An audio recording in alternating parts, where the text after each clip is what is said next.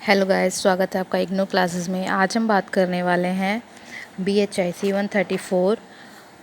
BHIC 134 का 9th chapter है 19वीं शताब्दी में सामाजिक और धार्मिक आंदोलन। ठीक है, तो इसमें हम देर न करते हुए इसको शुरू करते हैं।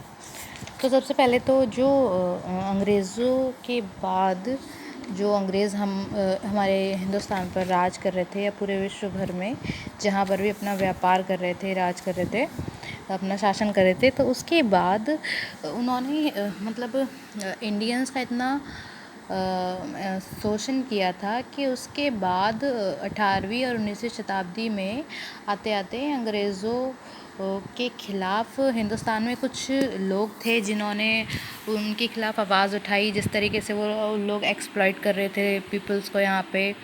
ठीक है, तो 18वीं 19वीं शताब्दी में अंग्रेज़ों द्वारा भारत पर जो आधिपत्य था उसमें भारतीय समाज संस्थाओं की कुछ गंभीर कमज़ोरियाँ और खामियों को उभार करके उसने सामने रख दिया। यानी कि अब तक जो भी शोषण हो रहा था वो लोग सह रहे थे, लेकिन अब बहुत हो चुका था, बस बहुत ज़्यादा। ठीक है, तो अब चीज़ें उभर कर आने लगी थी, लोगों में क्रोध आ रहा था। ठीक है, लोग विरोध कर रहे थे। परिणाम स्वरूप अनेक व्यक्तियों और आंदोलनों ने सामाजिक सुधार व पुनरुत्थान की दृष्टि से सामाजिक और धार्मिक परंपराओं में परिवर्तन लाना शुरू किया। यानी कि कुछ ऐसे लोग थे जिन्होंने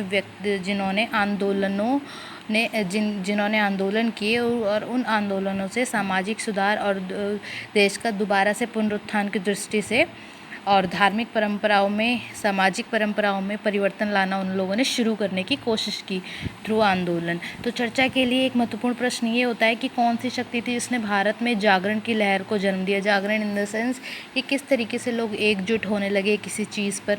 तो हालांकि ये दोनों प्रश्न जो है वो अंतर संबंधित है, किंतु भली बात समझने के लिए दोनों को अलग अलग करना ही अच्छा होगा। तो इसका एक अन्य आयाम है भारतीय समाज में आ रहे उन बदलावों से जुड़ा हुआ है जो फलस्वरूप नए वर्गों का उदय हो रहा था, और इस परिप्रेक्ष्य से सामाजिक धार्मिक आंदोलन को औपनिवेशिक भारत के नए उभरते मध्य वर्ग की जो सामाजिक महत्वाकांक्षा है उसकी अभिव्यक्ति के रूप में देखा जा सकता है। यानी कि जो भी बदलाव आ रहे हैं वो किन चीज़ों से जुड़े हुए हैं कि अभी तक जितना भी शोषण हो रहा था उनके खिलाफ जो आवाज़ है वो एकजुट होकर के उठ रही है। ठीक है, तो सबसे पहले हम बात करते हैं सुधारों की पद्धति और विस्तार की। किन किन चीज़ों पर सबसे पहले सुधार होगा, इस बात को फोकस किया गया कि किन किन चीज़ों के लिए ज़रूरी है। ठीक है, तो 19वीं शताब्दी के सुधार आंदोलन जो हैं वो विशुद्ध धार्मिक आंदोलन नहीं थे पूरी तरीके से, बल्कि वो सामाजिक और धार्मिक आंदोलन थे। धार्मिक इन द सेंस की बहुत सारी प्रथाएं ऐसी थी जो कि अंधविश्वासी टाइप की थी।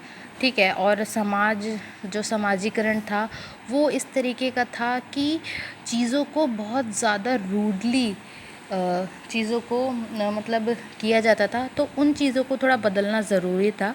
ठीक है, तो सामाजिक धार्मिक आंदोलन था ये सारा। तो बंगाल में राम मोहन राय ने, और महाराष्ट्र में गोपाल हरि देशमुख ने, और आंध्र प्रदेश में वीरेशलिंगम जैसे ये कुछ सुधारक हैं जिन्होंने धार्मिक सुधारों की वकालत राजनीति फ़ायदे और अपने सामाजिक सुख के लिए की। उस एरिए में राजनीतिक फ़ायदे भी थे उनके जुड़े हुए, से इस बात से हम मुकर नहीं सकते, और सामाजिक सुख भी थे वहाँ के समाज के लिए। तो इन आंदोलनों और उनके नेताओं के सुधार परिप्रेक्ष्य की विशेषता उनकी इस मान्यता में थी कि जो धार्मिक और सामाजिक समस्याएं हैं उनमें अंतर संबंध है। मतलब कहीं ना कहीं ये दोनों चीज़ें आपस में जुड़े हैं, क्योंकि जो धर्म है वो समाज से जुड़ा हुआ है और जो समाज है वो धर्म से जुड़ा हुआ है। उन्होंने धार्मिक विचारों के प्रयोग द्वारा सामाजिक संस्थानों और उनकी परंपराओं में बदलाव लाने की कोशिश की। यानी कि धार्मिक विचारों के प्रयोग से कोई भी चीज़ अगर हम किसी के खिलाफ आवाज़ उठाते तो हम एकदम से उसको बंद करना या एकदम से उसको डीमोनेटाइज करना नहीं कर सकते हैं, क्योंकि क्योंकि क्या होता है ना, पीढ़ी दर पीढ़ी बहुत सारी चीज़ें जुड़ी हुई हैं, तो एकाएक अगर हम उसको बंद करेंगे तो वो तो पॉसिबल हो नहीं पाएगा, और जो लोग हैं उनमें भी विद्रोह हो जाएगा कि भाई ये एकाएक हमारा जो प्रचलन है या हमारा जो कल्चर है उसको इस तरीके से क्यों कर रहे हैं। तो धीरे धीरे उन्होंने धार्मिक विचारों का प्रयोग करके सामाजिक संस्थानों और उनकी परंपरा में बदलाव लाने की कोशिश करी। अब उदाहरण की अगर हम बात करेंगे तो केशव चंद्र सेन ने दैवत्व की एकता और मानव मात्र में भाईचारे की व्याख्या करके समाज से जाति भेद मिटाने के लिए कोशिश की। मतलब जो जातिवाद है उसको हटाने की कोशिश की कि कहीं ना कहीं ये बहुत टाइम से चला आ रहा था जाति वाला, आज भी है बहुत सारी जगहों पर, लेकिन फिर भी इसमें काफ़ी सुधार हुआ है अगर हम उस टाइम की बात करेंगे तो सुधार आंदोलन की सीमा के अंतर्गत आने वाली कुछ ऐसी समस्याएं थी जो बहुत ही अलग थी लेकिन सबसे ज़्यादा महत्वपूर्ण थी, जिसमें से सबसे पहला आता है नारी मुक्ति, जिसमें सती प्रथा, शिशु हत्या, विधवा तथा बाल विवाह इत्यादि समस्याओं को उठाया गया। दूसरा जातिवाद और छुआछूत। तीसरा समाज के ज्ञानोदय हेतु शिक्षा, यानी कि ज्ञानोदय के समाज में ज्ञानोदय हेतु शिक्षा, यानी कि क्योंकि पहले जो था ना तो ब्राह्मण लोगों को ज़्यादा प्रायोरिटी थी कि शिक्षा सिर्फ यही ले सकते हैं। उसके बाद जब चीज़ें थोड़ी थोड़ी बदली तो ठीक है और भी लोग शिक्षा लेने लगे और भी वर्गों को शिक्षा दी जाती है, लेकिन उसमें भी फिर महिलाओं को शिक्षा नहीं दी जाएगी, महिलाएं ज़्यादा नहीं पढ़ेंगी, ठीक है, इस तरीके के थॉट्स होते थे।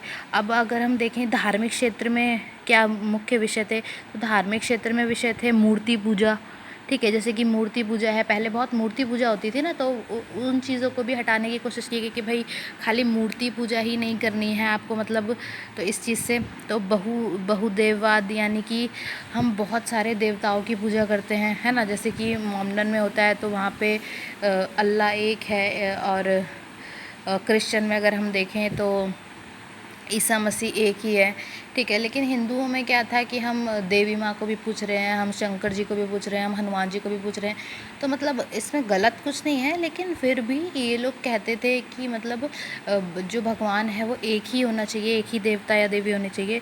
उसके बाद था फिर धार्मिक अंधविश्वास, यानी कि हम अपने रिचुअल्स को, हम अपने परंपराओं को निभा रहे हैं, लेकिन उस धर्म में हम इतने अंधे हो गए हैं कि एकदम अंधविश्वास जाग गया है लोगों में। उसके बाद इन सारी चीज़ों को लेकर के हम ब्राह्मणों को बहुत सपोर्टिव कहते थे कि प्रायोरिटी देते थे कि भाई ये तो ब्राह्मण है, ये तो बहुत ही अपर कास्ट है, ठीक है, अगर हिस्ट्री में देखेंगे हम तो बहुत ही अपर कास्ट है, लेकिन इसमें क्या होता था कि पंडितों के द्वारा, यानी कि ब्राह्मणों के द्वारा सबसे ज़्यादा शोषण होता था, ठीक है। तो सामाजिक धार्मिक परंपराओं में सुधार लाने के लिए विभिन्न प्रणालियों का प्रयोग किया गया, जिसमें से 4 जो हैं वो मुख्य धाराएं निम्नलिखित हैं। सबसे पहला है आंतरिक सुधार, दूसरा है कानून द्वारा सुधार, तीसरा है प्रतीकात्मक बदलाव द्वारा सुधार, और चौथा है सामाजिक कार्यों के माध्यम से सुधार, ठीक है। तो अब सबसे पहले हम फर्स्ट वाला पढ़ेंगे, आंतरिक सुधार। आंतरिक सुधार का मतलब है आंतरिक सुधार प्रणाली की शुरुआत राम मोहन राय द्वारा की गई थी और 19वीं शताब्दी में इसका प्रयोग हुआ। इस प्रणाली के प्रचारकों का ये विश्वास था कि किसी भी सुधार को प्रभावशाली होने के लिए यह आवश्यक है कि वह समाज के अंदर से ही हो, यानी कि बाहरी रूप से चीज़ें होने से सबसे पहले ज़रूरी है कि हम खुद अपने आप, जैसे अगर हम ये सोचेंगे कि भाई कोई मोहल्ला है वो गंदा है, कि भाई वो सामने वाला जब साफ़ करेगा तभी हम साफ़ करेंगे, तो नहीं है, ऐसा नहीं है। अगर हम कोशिश करेंगे तभी सामने वाला देख के कोशिश करेगा, ठीक है। तो ये ज़रूरी था कि पहले खुद लोग अपना आंतरिक रूप से चीज़ों को सॉर्ट आउट करने की कोशिश करें। तो परिणाम स्वरूप इनके प्रयास लोगों के बीच जागरूकता की भावना पैदा करने पर केंद्रित थे, और ये प्रयास उन्होंने किताबें छापकर विभिन्न सामाजिक समस्याओं पर बहस या विवाद का आयोजन इत्यादि करके किया, यानी कि मतलब बहुत सारे मतलब ऐसे कि पार्टिसिपेट किया चीज़ों में, जैसे किताबें छापी उन चीज़ों के बारे में, विभिन्न सामाजिक समस्याओं पर बहस की, मतलब पार्टिसिपेट किया, बात की लोगों से। अब ठीक है, बात होती है तो एक ही टॉपिक पे नकारात्मक सोच वाले भी हैं, सकारात्मक सोच वाले भी हैं, तो वाद विवाद तो हो गई, ऑब्वियस सी बात है।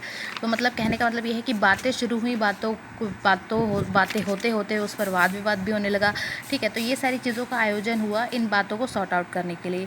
और राम मोहन राय की सती प्रथा के खिलाफ प्रचार, राम मोहन राय का सती प्रथा के खिलाफ जो प्रचार था वो विद्यासागर के विधवा विवाह पर लिखे इश्तहार तथा BN मालाबारी के शादी विवाह की न्यूनतम आयु बढ़ाने का प्रयास इत्यादि करके किया, यानी कि जो सती प्रथा है और विधवा विवाह है इसके लिए राम मोहन राय ने क्या किया कि प्रचार किया, और विद्यासागर जी ने विधवा विवाह पर कुछ इश्तिहार लिखे, ठीक है, और BN मालाबारी के शादी विवाह की जो न्यूनतम आय थी उसको बढ़ाने का प्रयास किया, यानी कि क्योंकि पहले जो था एज लिमिट बहुत कम थी, बाल विवाह होता था पहले, तो उन्होंने कोशिश की कि इसको जो है एज को थोड़ा बढ़ा दिया जाए। ठीक है, ताकि लड़कियां हैं या औरतें हैं जो वो पहले पूरी तरह मेंटली, फिज़िकली, इमोशनली डेवलप हो जाएं, उसके बाद उनको किसी रिश्ते में बांधा जाए, ताकि वो खुद से अपना जो है डिसीजन ले सकें। उसके बाद उनको ये सारी चीज़ें करने के लिए उनका खुद का राइट हो उनके पास। सेकंड पॉइंट है कानून द्वारा सुधार। पहला था आंतरिक सुधार, सेकंड है कानून द्वारा सुधार।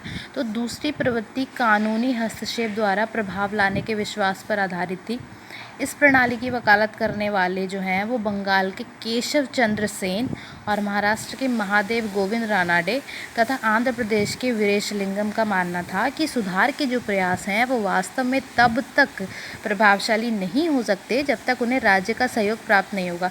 यानी कि जो कानूनी हस्तक्षेप द्वारा प्रभाव लाने पर विश्वास आधारित था, इस प्रणाली में कुछ लोग थे जिनको ऐसा लगता था कि जब तक सुधार का प्रयास जो है उसमें राज्य का सहयोग प्राप्त नहीं होगा तब तक ये सारी चीज़ें नहीं हो सकती। तो इसलिए उन्होंने सरकार जो वहाँ की सरकार होती है, जो चीज़ों को नियंत्रण में रखती है, सरकार से विधवा विवाह, कानूनी विवाह, ठीक है, सिविल मैरिज जिसे कहा जाता है, और अन्य विवाहों की न्यूनतम आयु बढ़ाने के लिए उन्होंने समर्थन मांगा, उसका सुधार मांगा। ठीक है, हालांकि वो ये समझने में भूल कर बैठे थे कि ब्रिटिश सरकार की सामाजिक सुधार में रुचि केवल अपनी संकीर्ण राजनीति और आर्थिक स्वार्थों के कारण थी और वे तभी हस्तक्षेप करने में इन सुधारों से उनका स्वार्थ अप्रभावित रहता था।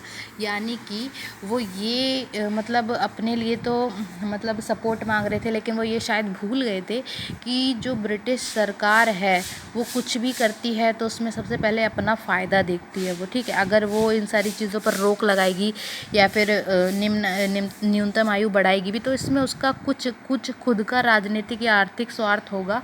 ठीक है, और वे तभी इसमें हस्तक्षेप करेगी जब इन सुधारों से उनका कोई स्वार्थ अप्रभावित रहता हो। ठीक है, मतलब उनके किसी भी चीज़ पर कोई प्रभाव ना पड़े।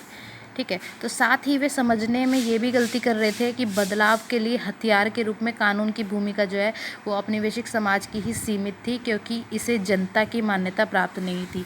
यानी कि ये सारी जो चीज़ें हो रही थी, ये सबसे पहले इन सब में सबसे बड़ा मुद्दा तो औपनिवेशिक समाज था ना, क्योंकि लोगों को जब खाने से ही फुर्सत नहीं होगी, मतलब लोगों को खाना ही नहीं जुटेगा तो वो बाकी चीज़ों पे कहाँ से ध्यान दे पाएंगे, है ना।